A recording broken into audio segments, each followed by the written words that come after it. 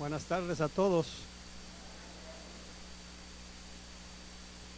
Que el Señor les bendiga, hermanos. Qué bueno verlos. Y vamos a empezar una nueva etapa de estudiar la palabra. Así que quiero invitarlos para que abramos la Biblia en Génesis capítulo 3, verso 21. Y vamos a leer un solo verso, pero que realmente tiene una profundidad muy grande y nos debe servir como una exhortación de lo que Dios tuvo que hacer para redimirnos. Dice Génesis capítulo 3, verso 21, en el nombre del Padre, del Hijo y del Espíritu Santo. Y el Señor Dios hizo vestiduras de piel para Adán y su mujer y los vistió. Lo voy a repetir. Y el Señor Dios hizo vestiduras de piel para Adán y su mujer y los vistió. Espíritu Santo, muchas gracias por esta noche, gracias por tu palabra. Bendigo a esta preciosa congregación, gracias por permitirnos estar reunidos una vez más para meditar en tu palabra. Permite que esta palabra nos confronte, nos ayude a crecer más, a conocerte más y a ver esas cosas que no están a simple vista, sino que tú por tu bondad nos las declaras. Gracias en el nombre de Jesús. Amén y amén. Tenga la bondad de sentarse. Gracias. Fíjense que estudiando este pasaje me di cuenta de algo que realmente está escondido en esta parte de la Escritura, porque la palabra no da tanto detalle con respecto a qué fue lo que hizo Dios cuando la primera pareja pecó. Y remontándome a lo que somos nosotros los padres, muchas veces cuando un niño, uno de nuestros hijos, comete un pecado o una falta que merece un par de azotes, muchas veces actuamos con ciertas figuras y le decimos al niño, por ejemplo, mira, te va a caer por esto y esto. Y delante de él, ese era mi caso, por ejemplo, delante de él empezaba a preparar un chicote, dándole vueltas y un nudo por aquí y toda la cosa. Pero lo que quería realmente, sin saberlo yo, parecía cruel, era que él viera el resultado de su falta, todo el proceso que conlleva disciplinar una falta, porque uno de padre se cansa realmente. Se cansa de estar castigando, de estar pegando, de estar hablando. En nuestro caso, con nuestros hijos nos cansábamos de tanto castigo. Había que inventar otro castigo más doloroso para poder hacerle entender. Mira, me obligas a hacer esto, no quisiera hacerlo, pero tú me obligas. Y usted sabe la respuesta, ¿verdad? Sí, papá, lo prometo, no vuelvo a hacerlo. Y al poco tiempo, lógicamente yo no conocía en aquel tiempo la naturaleza caída del hombre. Uno lo toma como un hijo rebelde, como un hijo malcriado, como un hijo que cuesta que entienda la disciplina. Años después me doy cuenta que el pecado está atado a su alma y que por más que uno haga, no lo va a separar de ahí. Lo que puede hacer es medio guiarlo, medio evitarle esto, medio evitarle lo otro, pero realmente el pecado sigue ahí. Entonces, tomando en cuenta esta figura, me puse a pensar cuando Adán y Eva cometen el pecado de comer del fruto prohibido. Lo primero que hicieron ellos fue vestirse con hojas de higuera, que es la primera intención del hombre delante de Dios. Tratamos de vestirnos bien, con elegancia, con con ropa de marca muchas veces, una buena loción para oler bien. O sea, de alguna manera tratamos de ocultar en lo posible el hedor del pecado, de la muerte que tenemos a causa de nuestra conducta. Eso que hicieron Adán y Eva es precisamente lo que sigue haciendo el hombre. ¿Por qué invertimos tanto dinero en la ropa, en zapatos de marca, en perfumes, en arreglos personales, en peinados e incluso en cirugías estéticas para mejorar nuestro aspecto? Porque de alguna manera el hombre sabe que delante de Dios está muerto, y como muerto despide mal olor, y que no hay manera de poder presentarse delante de Él sin cumplir sus demandas. Por eso es que es muy fácil, aún dentro del cristianismo, caer en religión. Gente que viene a la iglesia, que canta coritos, que lee la Biblia, incluso que puede tener ministerios, pero que se viste de una manera especial, digamos, para hacer creer que todo está bien, para presentarnos delante de los demás, cuando realmente lo que estamos haciendo es vestirnos con esas hojas de higuera. Imagínese Dios cuando ve a Adán y Eva, a sus hijos amados, avergonzados, con miedo, con ese ridículo traje que se pusieron. ¿Cómo nos mirará a nosotros, que aunque nos pongamos un traje de $500, una camisa de seda, una corbata fina, queremos impresionarlo, haciéndole creer que estamos bien? Una muchacha que se viste con un vestido de marca, que tiene su propia costurera y se lo hacen a su medida, que se mira muy bien físicamente hablando, pero que delante de Dios, dice el profeta, realmente somos como trapos de inmundicia, ¿va? Toda esta escena me vino a la mente cuando Dios ahora va a tomar acción para que Adán y Eva vean algo que nunca se les olvide. Esa es la lección de esta noche. Que Adán y Eva puedan tener una imagen palpable y física de lo que Dios tuvo que hacer para cubrir su pecado. No estoy hablando de quitarlo, porque todavía no había venido el Mesías, que es Jesús, que es el que quita el pecado. Hasta ahorita, con Adán y Eva, con Caín y Abel, el Señor lo que hace es cubrir el pecado. Es lo que se llama la expiación de la sangre. Expiar ese pecado para que Dios pueda tener una relación con sus hijos. Porque la única manera en que Dios podía tener relación con Adán y Eva era que no se les viera su pecado. Y no se les iba a ver con las hojas de higuera. Eso siempre se les ve porque el Señor mira el corazón, mira lo interno. Entonces, lógicamente, el Señor empieza a poner las reglas para poder acercarnos a Él. Y lo primero que hace es botar de un solo golpe, de un solo borrador, la intención religiosa de esta pareja de vestirse ellos a su manera.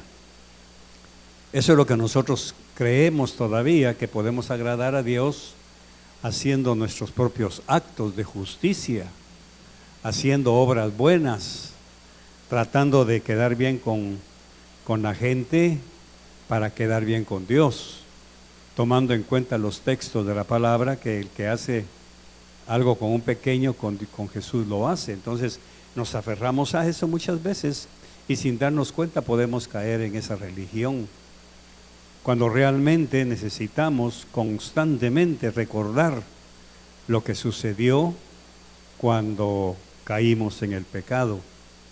Así que esta escena, que yo quiero que usted me ayude a ver con su mente, es, imaginémonos al Señor y le dice a Adán y Eva, ¿dónde estás? ¿Por qué tuviste miedo? Y entonces salen del esconderse del huerto o del árbol y tenían esa ropa ridícula de vestirse, que según ellos con eso Dios no se iba a dar cuenta de su miseria. Y aquí entra otra lección para nosotros. Dios siempre se va a dar cuenta de nuestra miseria. No importa qué finjamos, qué hagamos creer, no importa qué tan alto podamos nosotros andar de puntillas ante el Señor, no hay nada de eso. Así que el Señor había dicho que la paga del pecado es muerte, y que el día que comieran de ese árbol ciertamente iban a morir. Pero Adán y Eva se ven vivos. Ahora nosotros sabemos, por las enseñanzas de toda la palabra, que realmente se murieron. Se murió la relación con Dios, se murió la intimidad con Dios, se murió la confianza entre ellos. Nacieron los celos, nacieron los disgustos. Vemos más adelante en la historia de Adán con Caín y Abel, que Adán prácticamente se separó de Eva, porque Eva lo culpó de haber sido extraditados del huerto. Imagínense ese matrimonio cuando empezaron ellos a tener sus propias conversaciones íntimas como cualquier pareja. Por tu culpa, ¿por qué no me explicaste bien? ¿Por qué no me enseñaste bien? Porque Dios te había dicho que no comiéramos y tú no me lo dijiste. Y Adán, tal vez como buen esposo, culpando a Eva, y que tenía que estar platicando con la serpiente. ¿Por qué no me consultaste? Porque, hermano, hubo una tragedia cósmica en apenas un espacio como el huerto. Hubo una situación matrimonial inexplicable, porque no se logra explicar qué sucedía en esas noches con esta pareja. ¿Qué pleitos? Por eso vemos que más adelante en el capítulo 4 o 5 vemos que Adán se había separado 130 años de Eva. Quiere decir, llegó un momento entre ellos que ya no se podían ni ver, ya no se toleraban, pues, ya no tenían esa relación de amistad, de amigos, de compañeros, sino que el mismo matrimonio había sufrido una fracción tan grande que realmente ha haber sido difícil vivir en ese momento con ellos. Y a todo esto el Señor, lógicamente, está tras bambalinas, porque Dios les había dicho, de cierto, el día que coman de esto van a morir. Entonces, lógicamente, la serpiente los engañó, haciéndoles creer que no iban a morir físicamente. Y eso pasa con muchos de nosotros. Se nos muere el gozo, se nos muere la alegría. Hoy fuimos con mi esposa a cumplir un compromiso de su vacuna y aprovechamos para ir a desayunar a algún lugar, y ella me dice, vio un matrimonio de esos jóvenes que ni se tomaron de la mano ni nada, sino sencillamente cada quien comió por su lado, y posiblemente un matrimonio de esos nuevos. Y me dice, qué tremendo ese matrimonio de jóvenes, que ni siquiera un roce, una palabra, un algo. Quiere decir que posiblemente quizá tendrán 1 o 2 años de casados y ya las cosas están feas, frías. Y eso es lo que pasa exactamente en cualquier corazón que no tenemos esa relación con Dios. Porque el pegamento para una buena relación, el que une realmente, la palabra lo dice, cordón de 3 dobleces, nos une, es solamente el amor de Dios. Porque por nosotros mismos no tenemos la capacidad de mantener años una relación en la cual podamos mantener fresco el amor, la relación. No estoy hablando de intimidades, estoy hablando de una relación de compañerismo, de amistad, de respeto mutuo. Así que imaginémonos a esta pareja. Estamos hablando en el Génesis, en el momento en que los tiempos eran larguísimos. No eran tiempos cronológicos como nosotros lo tenemos entendido. Un día eran como 1000 años para el Señor. Y entonces, lógicamente, imaginemos cuánto tiempo pasaron esta pareja vestidos con sus delantales de higueras, tratando de engañarse ellos mismos, porque Dios ya les había declarado que no era eso lo que Él quería, que para poder vestirse realmente y presentarse delante de Él, tenía que haber un sacrificio. Ahora, de repente, de la noche a la mañana, el Señor llama a Adán y Eva y les dice: vengan para acá, quiero mostrarles algo. Después quizás de un buen tiempo de ese pseudo infierno en el matrimonio, recordemos que todavía no hay hijos, porque si hubieran hijos, pues cada quien agarra uno, va, como sucede en la actualidad. No, aquí solamente están los dos, y Dios que está en su propia esfera. Así que llega un momento en que Adán y Eva se presentan delante del Señor con un temor terrible. ¿Qué irá a hacer Dios? Esas son las preguntas que nos tocan a nosotros. ¿Cómo nos va a sorprender el Señor? ¿Cómo nos va a salir adelante? ¿Cómo va a proveer? ¿Cómo va a sanar? ¿Cómo va a levantar? ¿Cómo va a arreglar este matrimonio que aparentemente ya no tiene solución? ¿Cómo va a arreglar estas diferencias que tenemos como hombre y mujer y que no logramos reconciliarnos? Porque ninguno de los dos quiere ceder, ninguno de los dos quiere, como se dice, dar su brazo a torcer. ¿Qué hacemos? Así que ahora imaginémonos que Dios tiene todo el tiempo del mundo. Él no se rige porque ya mañana es viernes, Él no se rige porque hoy es jueves, Él sencillamente es hoy. Hoy es hoy para Él, y ese hoy se extiende a un tiempo indefinido, un kairos, que solamente Él puede manejarlo. Ahora imaginémonos al Señor levantando un altar de piedras.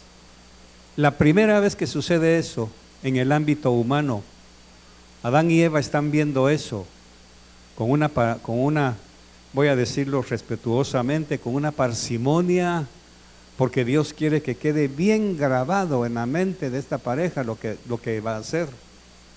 Y empieza a colocar piedras, empieza a levantar esto, lo otro.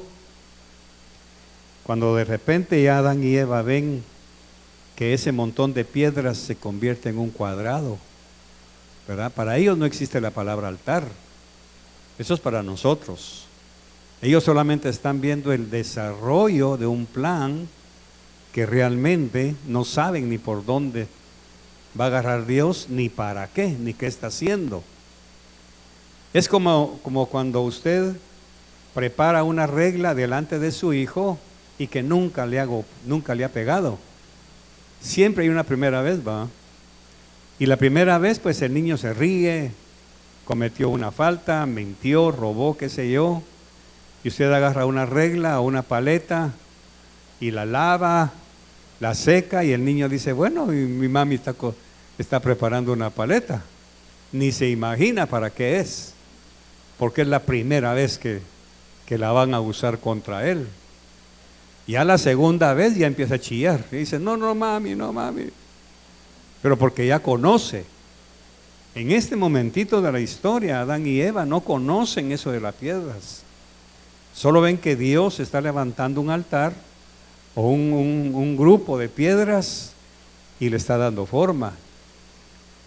Ahora el Señor, el siguiente paso, y no nos explica nada, solamente el verso 21, hizo vestiduras de piel para Adán y Eva. Ok, pero ¿de dónde salieron? ¿Cómo resultaron esas pieles? ¿De dónde las sacó el Señor? Eso es lo que estoy tratando de impactar su vida, porque el Señor lo que quiere es impactar a Adán y Eva y a tratar de impactar su mente, su alma, su espíritu, que todas las generaciones no olvidaran ese detalle. Ahora agarra al Señor un cordero blanco, lo carga, lo pone sobre el altar, sobre las piedras, agarra un cuchillo y le corta la yugular. Ahora imagínense, Adán y Eva nunca han visto sangre. Trata de ver esa escena. Ellos nunca habían visto sangre. porque en esta etapa de la historia no hay sacrificios, porque en el huerto del Edén todo es deleite. Antes del pecado todo era maravilloso, no se necesitaba sacrificio. ¿Para qué? No había pecado. No existía el concepto sangre.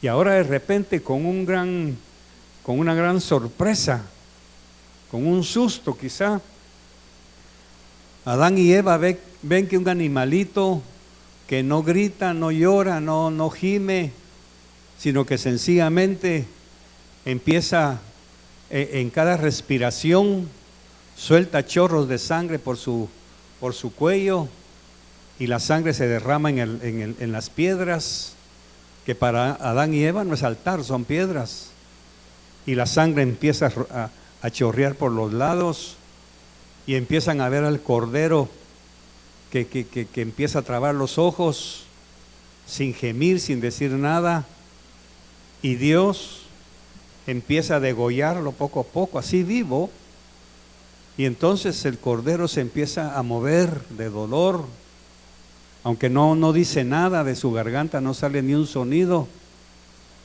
pero lo está degollando, le está quitando la piel poco a poco, hasta que lo termina de degollar todo. Pone la piel a un lado, ahora agarra a otro. Ahora imaginémonos cómo se mirarían Adán y Eva entre sí. Posiblemente arrugaban la frente. ¿Qué está haciendo Dios? Se supone que Dios es un Dios de amor. Se supone que Dios es un Dios perfecto. ¿Y por qué está matando? ¿Por qué está desangrando ese cordero? Yo quisiera saber si usted realmente me está siguiendo imaginariamente en este viaje tan traumático para esta primera pareja. Y Dios callado agarra al otro cordero, repite lo mismo, toda la sangre chorrea, posiblemente los brazos del Señor están manchados de sangre, y nuevamente repite la operación, está degollando al cordero, lo está esquilando de toda la piel viva, hasta que llega un momento en que la piel la limpia, le quita la sangre, le quita lo que puede. Ahora llama a Adán y Eva y les dice: ahora vengan para acá, acérquense, y los viste, verso 21, y les hizo vestiduras. O sea, todo lo que le acabo de contar no lo dice la palabra, pero ahí está. Lo único que sabemos ahora es que Adán y Eva están vestidos como un precio, porque aparte de que el Señor había dicho, porque la paga del pecado es muerte, ahora ellos entienden. O sea que quien murió a causa de nuestro pecado, ¿quién fue? Fue el Cordero. Ahora bien, vamos nuevamente atrás del escenario. ¿Qué tuvo que haber causado eso en la mente de esta pareja? Un arrepentimiento, hermanos, una culpa, una reacción. Señor, perdónanos, por favor, quita de nosotros esta situación en la que metimos al pobre Cordero, porque por culpa nuestra tuviste que matar 2 corderos que no tenían nada que ver con nuestro pecado, con nuestra falta. Esto debió haber causado en Adán y Eva una reacción de búsqueda de cómo agradecerle a Dios su gesto de amor, de bondad, porque ahora con las pieles que están cubiertos, todavía chorreando sangre, ahora Adán y Eva pueden hablar con Dios, porque el Señor, la única manera de acercarse a Él era con el sacrificio de la sangre que expiaba el pecado. Todo esto vamos a pegar un brinco de unos 6,000 años y lo vemos en la cruz, pero no quiero irme para allá, sino que quiero dejar una pregunta. ¿Entendieron ellos el sacrificio de ese par de corderos, hermano? ¿Lo entendimos nosotros? ¿Comprendimos el sacrificio del Cordero Pascual como para no repetir las mismas cosas? Porque más adelante estamos viendo cómo Caín repite la misma historia del papá. Por eso es que ahora ya sabemos que Caín y Abel ya conocían el sacrificio de corderos. La pregunta que uno hace a veces es, bueno, ¿y quién le enseñó a Abel a sacrificar corderos cuando él le dijo, tráiganme una ofrenda? Y lógicamente, Adán tuvo que haberle enseñado a Caín y a Abel. Pero encontramos nosotros en la historia de estos dos, que cuando el Señor le dice a Caín y a Abel que le traigan un sacrificio, ahí se manifiesta nuevamente la semilla de Adán y Eva. Esa semilla de desobediencia, de maldad. Porque cuando Caín le lleva su ofrenda al Señor, le lleva, dice, lo mejor de la tierra. Quiere decir que Caín trabajaba duro, trabajaba lo mejor. Pero resulta que lo mejor de la tierra de Caín fueron sus vegetales. En cambio, Abel, que era pastor de ovejas, sacrificó un cordero y le llevó la sangre. No le llevó el cordero, sino le llevó la sangre. En algún cuenco, en algún trasto, le dice, Señor, esto fue lo que nos pediste, aquí está la sangre. Ahora, en la ofrenda de Caín, también hay un calificativo, que Caín quiso agradar a Dios llevándole verduras, pero las verduras no resuman sangre. La zanahoria, la remolacha, el nabo, todo eso, aunque lo partiera Caín en pedazos, no estilaba sangre. Ahora se explica por qué, cuando la Biblia dice, y vio Dios con agrado la ofrenda de Abel, pero no le agradó la ofrenda de Caín. ¿Por qué? Porque la ofrenda de Caín no tenía sangre, eran unas verduras nada más. Él quiso darle lo mejor de su esfuerzo, como hacemos nosotros a veces. Nuestro mejor esfuerzo de levantarnos a orar, pero pura religión. Nuestro mejor esfuerzo de darle al Señor una ofrenda, pero que realmente no es una ofrenda que destile sangre, que destile perdón, sino sencillamente es una cuestión como de rutina. Entonces, entendemos que dice en el verso 5 del capítulo 4, pero a Caín y su ofrenda no miró con agrado. Y Caín se enoja. Ahora la pregunta es, ¿tiene razón Caín de enojarse? Sí. Sí. A veces nosotros somos demasiado místicos y no tiene razón. ¿Cómo no? Porque para Caín fue su mejor esfuerzo, su mejor verdura, su mejor remolacha, su mejor zanahoria. Él escogió lo mejor del huerto que él había dado. Pero Dios no se lo agradó. Ahora, ¿por qué? Lógicamente, porque ya habían enseñado ellos que la ofrenda que Dios quería era con sangre, no sin sangre. Eso quiere decir que nosotros muchas veces nos enojamos porque no hay manera de agradar a Dios. Y uno dice, pero ¿qué puedo hacer para agradarlo? ¿Qué puedo hacer para quedar bien con Dios? Y entonces es cuando viene el diablo y nos engaña, porque en todo esto está metido Satanás.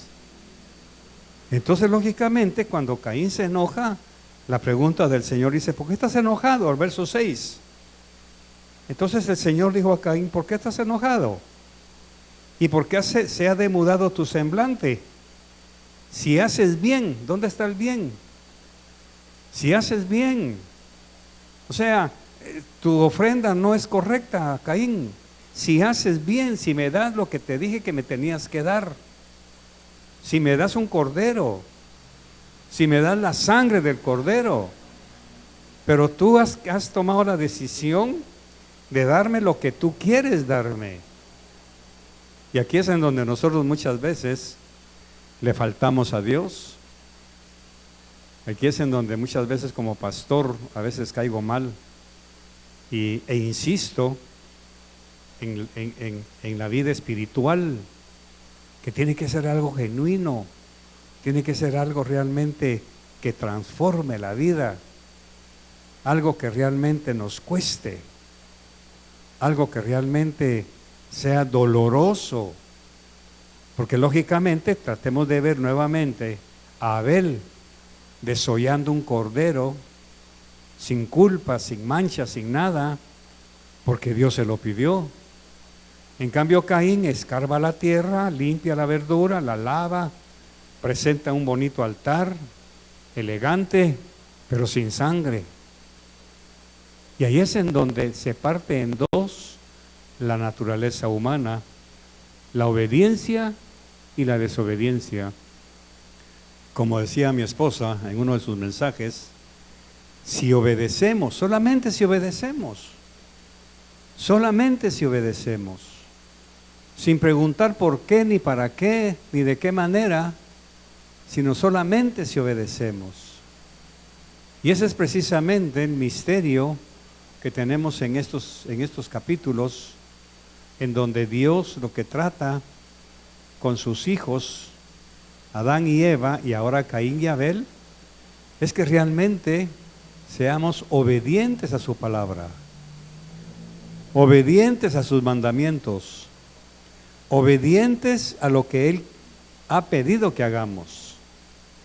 Entonces pareciera tan fácil que el perdón de pecados no es cuestión solamente de una oración, es cuestión de un sacrificio, es cuestión de un derramamiento de sangre por un cordero inocente. Esta escena que el Señor me regaló y que les he transmitido, quizá Dios quiere usarla como un recordatorio que nosotros no podemos olvidar desde el principio de la historia humana, que Dios iba a tener un cordero pascual, y que lo mismo que sucedió con el cordero ahora en Génesis es lo mismo, solo que más doloroso, porque era su hijo, era Jesús en carne, entregado a la muerte inocentemente por todos nosotros. Esto tiene un valor intrínseco de lo que es el perdón. No hay precio como pagar para que nosotros realmente vivamos perdonados, excepto el sacrificio de la sangre expiatoria a nuestro favor. Esta escena de ver al Señor en silencio, sin decir ni una palabra, sacrificando el cordero y vistiendo a sus hijos con esas pieles, tiene una connotación tan profunda que muchos de nosotros vamos a pasar años leyendo la Biblia, cantando coritos, orando, y no vamos a lograr entender en la profundidad ese acto tan sublime de Dios de habernos llevado a esta situación. Y para terminar, cómo la gente, el alma humana, se rebela contra Dios, de tal manera que el mismo diluvio fue una condenación, un juicio, porque la gente ya no sacrificó corderos, la gente ya no derramó sangre, y al no hacerlo, lógicamente, como dice Romanos, ya no hubo ninguna paga por el pecado. Y entonces el Señor tuvo que entregar a la raza humana a una condición infrahumana, que tuvo que mandar el diluvio para terminar con todo eso. Entonces, hermanos, esta noche La pregunta que brota es, ¿estamos conscientes nosotros del sacrificio del Cordero que derramó su sangre en nuestro lugar? ¿Estamos conscientes que cada día que pasa tenemos que vivir de una manera totalmente diferente? ¿Por qué el coronavirus nos ataca? ¿Por qué la enfermedad nos disminuye? ¿Por qué quebranta nuestros huesos?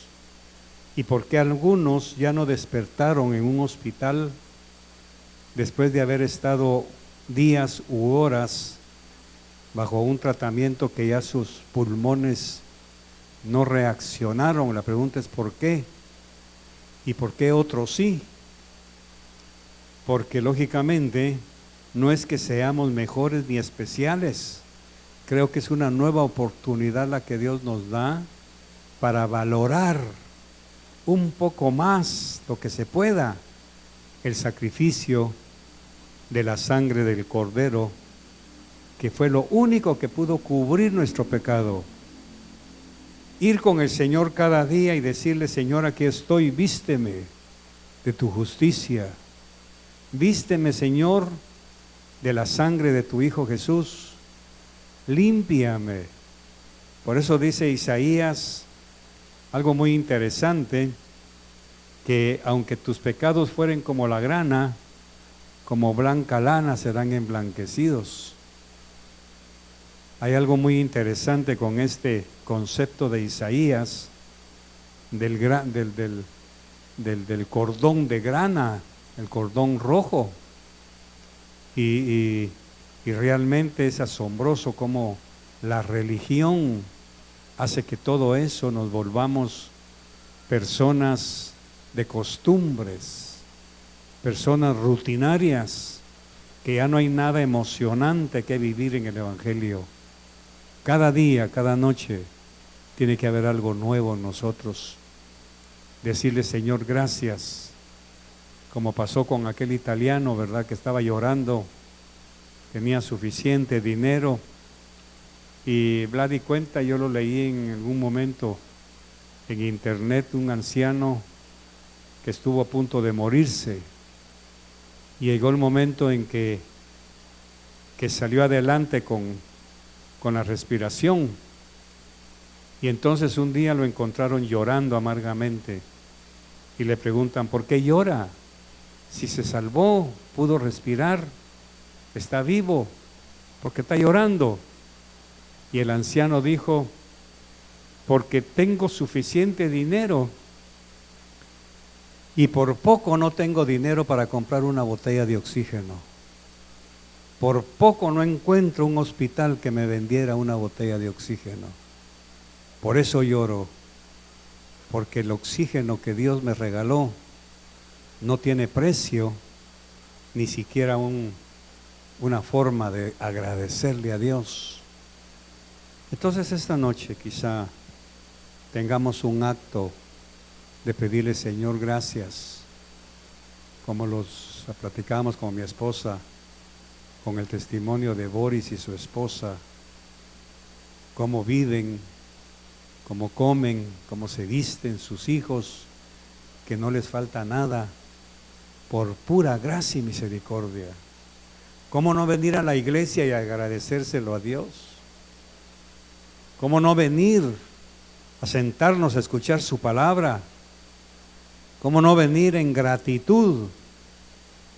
Como hay tanto testimonio de mujeres que tienen hijos, y aún después de creer a sus hijos vienen a la iglesia a lavar trapeadores, a barrer, a trapear la casa del Señor.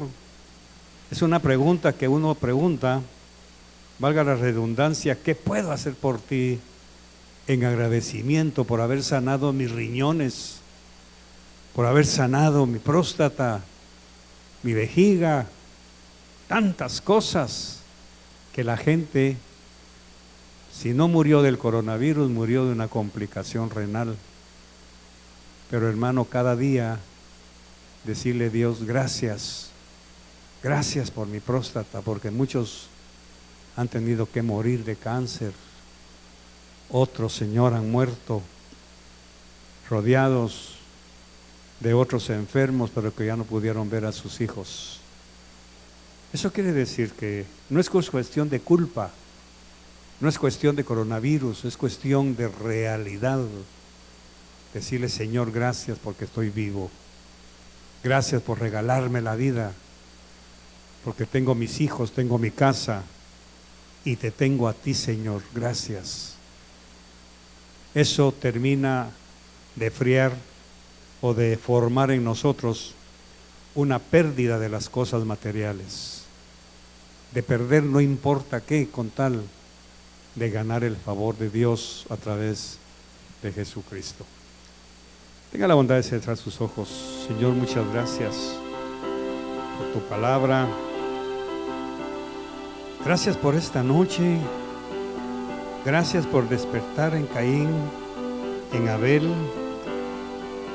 por despertar en Adán y Eva esa conciencia de ese sacrificio, Señor, que ellos por primera vez en la vida habían presenciado, un sacrificio que nunca habían visto y que ahora, después de ese acto, tuvo que quedar en sus corazones, tuvo que quedar en sus vidas un acto de agradecimiento supremo.